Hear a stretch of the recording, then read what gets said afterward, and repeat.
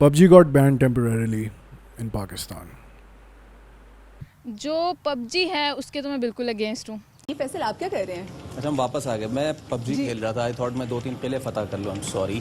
खेल को अगर खेल रखा जाए तो सेहतमंद है, वरना फिर जुनून की सूरत होती है। और पबजी तो नौजवान के लिए जान को आ गई है, जिसकी वजह से बच्चों की प्रोडक्टिविटी पे बहुत ज्यादा असर हो रहा है। पुलिस की नौजवान की हिलाकत के बारे में तहकीकात में ये बात सामने आई है कि 20 साला जॉन्टी जोसेफ सारा दिन सैलून पर काम करने के बाद रात भर पबजी गेम खेलने में मसरूफ रहता था। खबर दें आपको कि पीटीए ने पबजी गेम पर आर्जी पाबंदी लगाने का फैसला कर लिया है। In order to understand the problem, we need to widen the optics and take a look at the bigger picture first. A CNN Money report in 2015 reported that video game designers would be very sought after in the coming decade. It will be one of the biggest and most sought after jobs, and we're seeing the results now. The video game industry is growing so fast, and it's expected that it's going to be around $300 billion by 2025, with 2.5 billion gamers. So when you look at the top countries which are producing the most revenue out of games, China comes to mind, because China has generated around $37 billion in gaming revenue, followed by the US, Japan, and South Korea. When you look at Asia, $70 billion have been generated through casual mobile gaming. You start seeing alternative and these new avenues which have opened up in the past few years, such as video streaming, video game streaming. And according to statistics, there are about 1 billion people who watch other people play video games. Like, they watch streamers, video game streamers. Internationally speaking, almost 2/3 of the gaming population which is involved in esports is in the Southeast Asia region. And you see a rise in gaming in South Korea, which is becoming a huge industry in terms of casual mobile gaming and esports, because streaming is captivating a huge audience worldwide. You start viewing these numbers of the top streamers, such as PewDiePie with $20 million earned revenue, Ninja with $10 million, and then you have Tim the Tatman with $6.5 million. And like when you look at 2020, you have streamers like Summit 1G, who had almost 9 million hours watched on his stream. Now, keeping the global perspective in mind, now we come to the Pakistani gaming industry. So during 2006, 7, 8, 9, 10, you started seeing Pakistani companies, game development companies spring up, like Wireframe, Mindstorm Studios, Strango Interactive.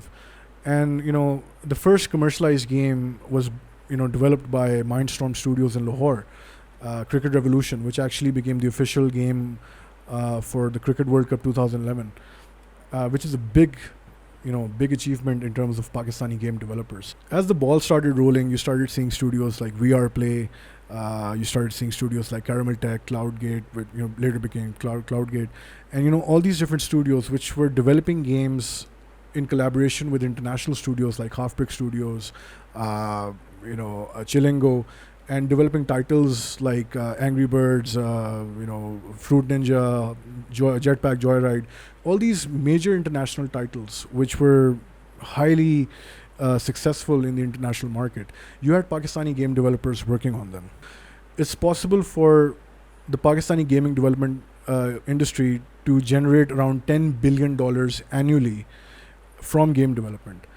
And on the average, a successful mobile game could actually earn up to $3 million a day. That's the lucrative aspect of game development right now. So there are about hundreds of companies in Pakistan, and more companies are getting into the industry who are in game development, and because of that, you have more employment opportunities for young people who want to have a career in game development. And to support the growing demand for game development companies and this growing industry, you have many institutes which are which are offering game design courses, bachelor's 4-year bachelor's degrees in these game design courses, which help you understand game development, give you skills on how to monetize these games, and offer multiple courses to hone your skills. And the career paths have also opened up for these people because now you can actually become a UI designer, a game developer, an environment artist, or a 2D, 3D animation expert. And there are multiple different kinds of career paths which you can take if you go through these courses, if you go to university for game design. Now, there are many people who are encouraging and fostering the gaming industry in Pakistan. You have women like Sadia Bashir, who is the CEO of Pixel Art Academy. Now, she has been listed in the Forbes 30 under 30 in technology in 2018. Massive achievement and a very proud moment for Pakistan. She runs Pixel Art Academy, which hosts big events like Games Emerge Conference, and she holds game developer meetings and meetups. And it's bringing this climate of collaboration and teamwork in the game development community. And this is a huge step towards progression. When you look at all these different people who have similar interests, and there's a huge community of people who want to be a part of this one voice of gaming community in Pakistan. You have Pakistani women like Amalu Palanik, who's been a game developer for a long time. She's an environment artist. And she was also featured in Unity India on Women's Day in 2018. These people have so much to give to the Pakistani gaming industry, and we're seeing the fruits now. If you talk about recent developments in the gaming community, you talk about Waqar Azim, who has created Quixel, which was recently acquired by Epic Games, which is a huge deal because these are international companies who have interest in Pakistani companies producing amazing creative content. I mean, Quixel producing huge mega scans, 3D assets, libraries for Hollywood action movies and video games, and quite recently, the massive unveiling of Unreal Engine 5, the next generation of gaming engines that's going to be producing the new games for PS5 and all these different consoles and PC. And you have Pakistani people working on these things. Big shout out to Danish Farhan Qureshi, also known as Double Geesh, my friend who worked on Unreal Engine 5. Because of this rising gaming industry, you're also seeing a rise in esports in Pakistan, which is a huge deal. Now you have GameBird, you have Dew Gamers Arena. Both of them are, holding events, leagues, different tournaments, and it's a huge deal because, like for example, recently, the featured game for Dew Gamers Arena was PUBG. With 12,000 teams signing up, 12,000 4-person teams of PUBG signing up to play, in these tournaments, and there's a huge prize money involved. I think it was 35 lakh rupees. There's a lot of incentive, there's a lot of drive for this rising esports culture in Pakistan. Being a country with a huge portion of youth, which is of ages 13 to 35, these are game competitive ages. These are the ages where you compete at international and local tournaments in esports. And we're seeing a rise in this. I mean, you can't talk about esports without mentioning Portal Esports. It's an amazing initiative that they've done. It's a boot camp for gamers. They're generating homebred gamers.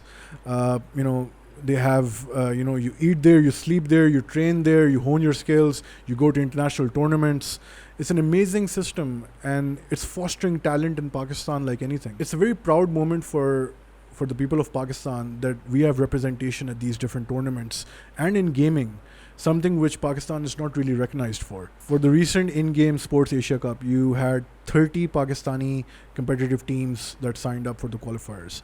It just shows the interest and the opportunities that are opening up for gamers in Pakistan. Red Bull MEO wanted to debut in Pakistan. Again, the featured game for Red Bull was PUBG. When you talk about prominent players in Pakistan, you can't talk about esports in Pakistan without talking about Sumail of Dota. he won the 2015 international, and his net worth was around 3 point something million dollars. His brother also plays. He's also around 300 something thousand dollars net worth. And then you have my personal favorite, Arslan Ash, the most amazing Tekken player the world has ever seen.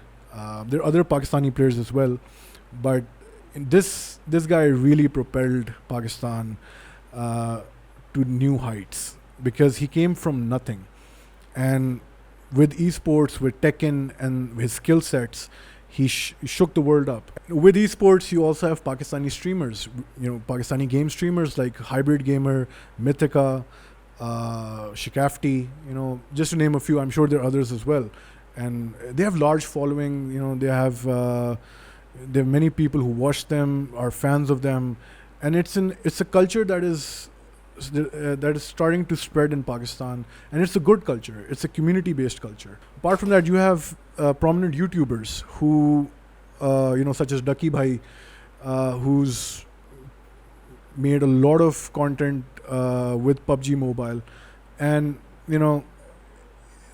he's captivated the audience in an amazing way.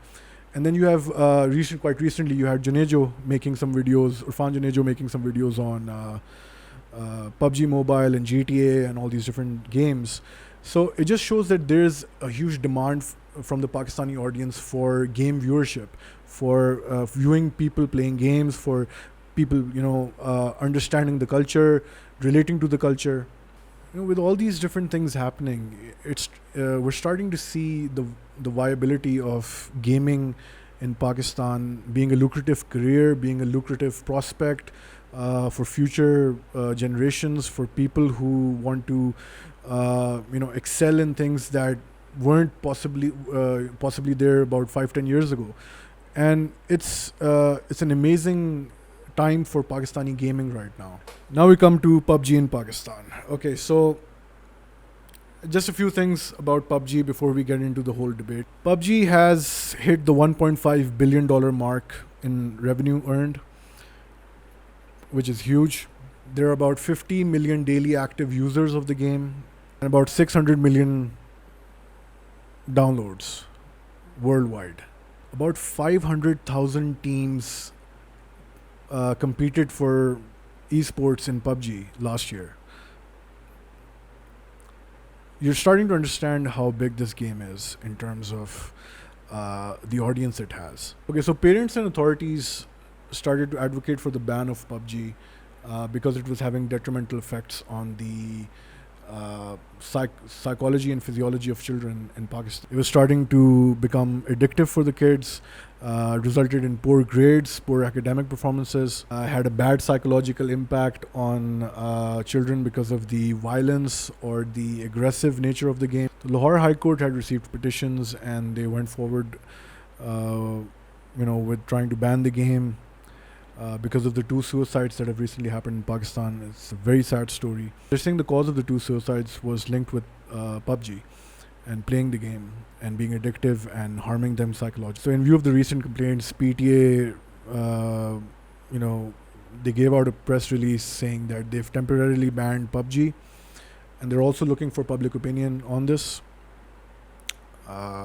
It's one of the reasons why I'm making this podcast. So in this regard, a hearing is being conducted on the 9th of July to finally either ban the game or decide otherwise. We don't know yet. So let's see how that unfolds. We're going to discuss a bit about the psychological effects of gaming, just to understand this whole narrative and, to try to make a decision on whether it should be banned or not. According to a research in the American Psychologist in 2014, it was discovered that playing video games has a positive effect on your children's health, social skills, and general learning and cognitive abilities. There has to be a balanced approach when you look at two sides of the story when it comes to the negative and the positive effects of gaming on the psychological and physiological health of a person.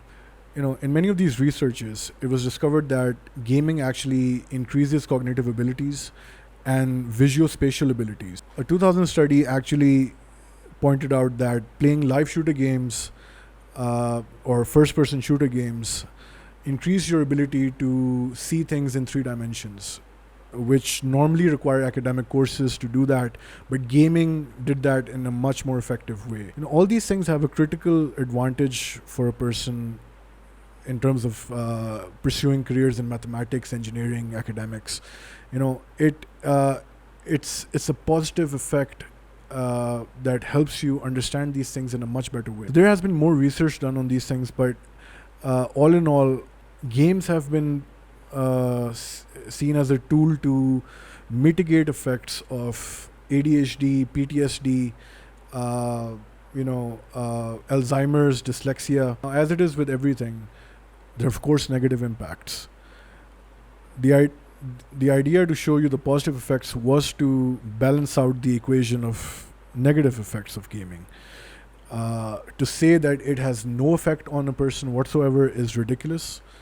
But let's talk more about that. So the World Health Organization actually recognizes gaming disorders, and when gaming takes precedence over normal behaviors or family, social,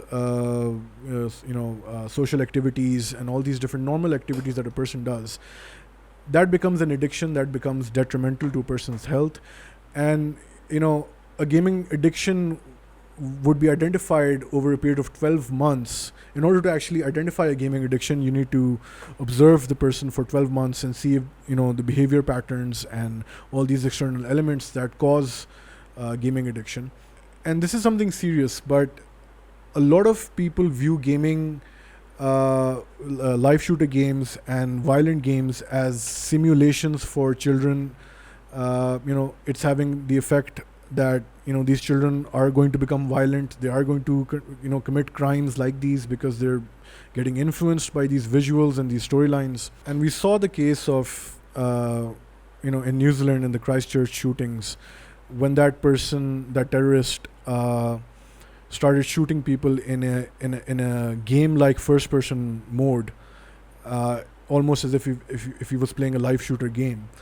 And of course there are going to be instances like this where there will be people who are adversely affected by gaming. There was a Harvard University study called Perspectives on Psychological Science, which actually concluded that games may have either small or nearly negligible impact on real world aggression. So, again, there is very little evidence or link of video games being powerful enough to influence you to kill somebody or kill yourself in that respect. Keeping in mind the suicides that have taken place recently, we have to understand there has to be an explanation for a deeper problem. Here's the interesting part. Usually the drive to play excessive games comes from the outside and not the game itself. So we have to take into account all these different things. External factors do play a very major role in a lot of these negative decisions that people take. Again, I'm not saying that gaming will not be detrimental to your health, but I do believe that you have to understand there has to be a balanced approach to this.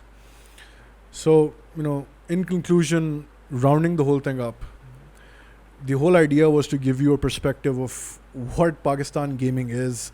Pakistan gaming is kind of linked with PUBG right now because it is a very influential game in terms of audience and overall outreach. So banning the game would not be the solution. I'm done. Yeah. I hope they don't ban it.